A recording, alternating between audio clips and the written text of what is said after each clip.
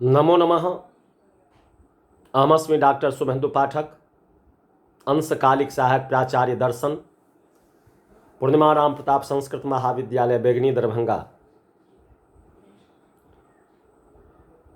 प्रियांशु छात्रः, इससे पूर्व की कक्षा में हमने तारीख 31 को शास्त्री प्रथम वर्ष के छात्रों को आत्मा की जिज्ञासा असंभव प्रयोजन का अभाव के संबंध में कहे हुए थे। आज फिर उसी के संदर्भ में आप लोगों को आत्मा की जिज्ञासा असंभव प्रयोजन का अभाव का भाग 4 के संबंध में कहने का प्रयास कर रहे हैं। तो प्रियांशु छात्र, इससे पूर्व हमने कहे हुए थे जो विवादास्पद ये दोनों आत्मा और अनात्मा भिन्न रूप में ज्ञाता होती है। प्रतिज्ञा 1 में कहे थे, 2 में कहे थे क्योंकि यह अभेद के योग्य नहीं है हेतु, और 3 में कहे हुए थे जैसे अंधकार और प्रकाश अभेद के योग्य नहीं है उदाहरण। तो उसी के संदर्भ में आगे बढ़ते हुए हम कह रहे हैं छात्रों को,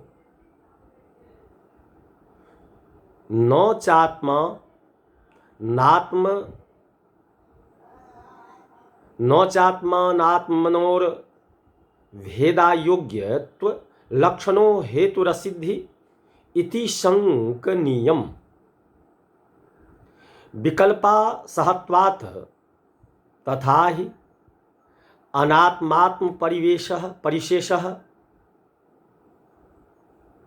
स्यादात् मानात्म परिशेषो वा आद्य मुक्ति दशायामेव परिदृश्यमानं जगदस्त म्यात द्वितीय जगदानवध्यं प्रसज्येत। अर्थात ऊपर जो आत्मा और अनात्मा में अभेद एक रूपता की अयोग्यता के रूप में हेतु दिया गया है, वह असिद्ध है। ऐसी शंका नहीं करें। कारण सही है कि नीचे दिए गए विकल्पों में किसी को सहना इसके लिए शंका के लिए कठिन है। वे विकल्प है क्या अनात्मा आत्मा का परिशेष अंग है या आत्मा ही अनात्मा का परिशेष अंग है। जो लोग शंका करते हैं कि आत्मा और अनात्मा में जो अभेद की अयोग्यता है वह असिद्ध है। तो प्रियांशु छात्र उनसे यह पूछें कि यदि उन दोनों को में अभेद की अयोग्यता है तो वे अभिन्न होंगे।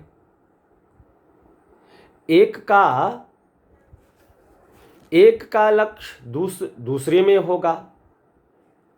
जैसे जल में नमक का लय हो जाता है,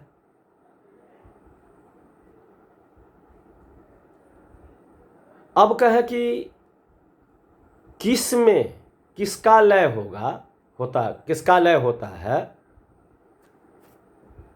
तो आत्मा में अनात्मा का या अनात्मा में आत्मा का। दूसरे शब्दों में केवल आत्मा ही अवशिष्ट रहती है या अनात्मा। यदि आत्मा ही अवशिष्ट रहती है तो जैसी बात मुक्ति की दशा में होती है उसी तरह यह दृश्यमान जगत समाप्त हो जाएगा। मुक्ति की दशा में केवल आत्मा ही बचती है, संसार की निवृत्ति हो जाती है। यही दशा सदा रहती है। यदि आत्मा ही अवशिष्ट रहती है तो समूचा संसार जड़ हो जाने के कारण अंधा हो जाएगा। तो प्रियांशु छात्र, तमः प्रकाश वृद्धि रुद्धस्व भावत्वाच्च दृग्दृश्य योरात्मनात्मनो मनोर्भेदा योग्यत्व मबधेयम् ततश्चार्था ध्यासानुपत्तौ तत्पूर्वकस्य ज्ञानाध्यास सस्यासंभवेन ब्रह्मणो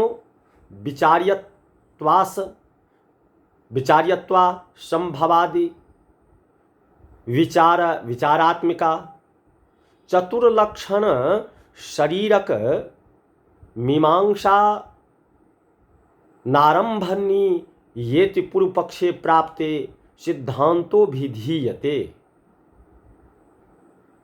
अर्थात उपर्युक्त विकल्पों को न सहने के अतिरिक्त अंधकार और प्रकाश की तरह परस्पर विरुद्ध स्वभाव होने के कारण भी दृक् और दृश्य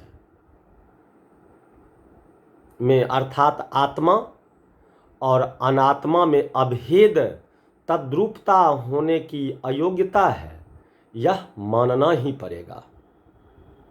इसलिए आत्मा पर वस्तुओं के अध्यास की सिद्धि नहीं होती। आत्मा और जड़ में ताद्रुप्य की योग्यता ही नहीं कि एक पर दूसरे का अध्यास हो। यही नहीं, उसके आधार पर आत्मा में जो प्रपंच विषयक लौकिक विचार के रूप में जो 4 अध्यायों वाली शारीरिक मीमांसा ब्रह्मसूत्र बनाई गई है, उसका आरंभ नहीं करनी चाहिए। इस पूर्व पक्ष के आने पर अब हम सिद्धांत का वर्णन करते हैं, विशेष रूप में जिसका ग्रंथकार कहते हैं अधिकरण में तीसरा अंग पूर्व पक्ष होता है। ब्रह्म जिज्ञासा अधिकरण प्रथम सूत्र का पूर्व पक्ष बहुत दूर तक विरूपित हुआ। इसमें 2 मुख्य बातें थी, ब्रह्म जिज्ञासा के लिए संदेह का अभाव और उसके लिए प्रयोजन का अभाव। दोनों पक्षों पर वादी प्रतिवादी के तर्कों का उत्थापन करते हुए विचार किया गया है। इस प्रसंग में वेदांत के दृष्टिकोण पर भी काफी प्रकाश पड़ता है। अब उत्तर पक्ष का विचार करते हैं कि ब्रह्म जिज्ञासा का आरंभ करना चाहिए। तो प्रियांशु छात्र, अब आज की कक्षा में बस इतना ही। पुनः इसे आगे की कक्षा में हम आप लोगों को ब्रह्म जिज्ञासा का आरंभ, संभव, उत्तर पक्ष इत्यादि के संबंध में कहने का प्रयास करेंगे। तो आज की कक्षा में बस इतना ही। इति